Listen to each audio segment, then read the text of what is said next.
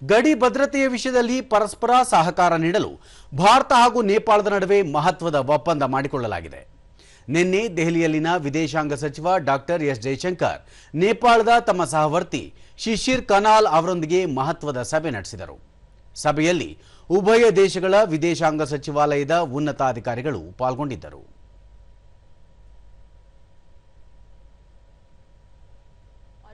सांस्कृतिक विरासत परियोजनाओं को वर्चुअली सौंपने समेत के साथ साथ सीमा पार व्यक्तिगत पैसे भेजने की सुविधा के लिए भारत के यूपीआई और नेपाल के नेशनल पेमेंट्स इंटरफेस के बीच समझौता हुआ.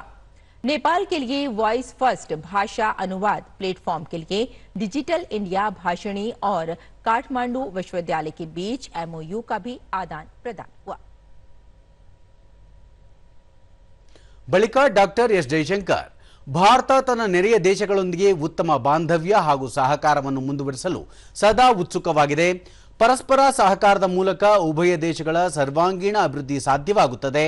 ಸಹಕಾರ, ಸಂಪರ್ಕ, ಇಂಧನ, ಜಲವಿದ್ಯುತ್ ಅಭಿವೃದ್ಧಿ, ಶಿಕ್ಷಣ, ಆರೋಗ್ಯ, ಕೌಶಲ್ಯಾಭಿವೃದ್ಧಿ, ಸಂಸ್ಕೃತಿ ಹಾಗೂ ಕ್ರೀಡೆ ಸೇರಿದಂತೆ ವಿವಿಧ ಕ್ಷೇತ್ರಗಳಲ್ಲಿ ನೇಪಾಳದೊಂದಿಗಿನ ಸಹಕಾರ ಹಾಗೂ ಬಾಂಧವ್ಯವನ್ನು ಮತ್ತಷ್ಟು ಗಟ್ಟಿಗೊಳಿಸಲು ಭಾರತ ಬದ್ಧವಾಗಿದೆ ಎಂದು ಹೇಳಿದರು. Vibrant people-to-people ties, cross-border connect, and shared cultural and religious traditions. Shared trust, goodwill, and mutual benefit.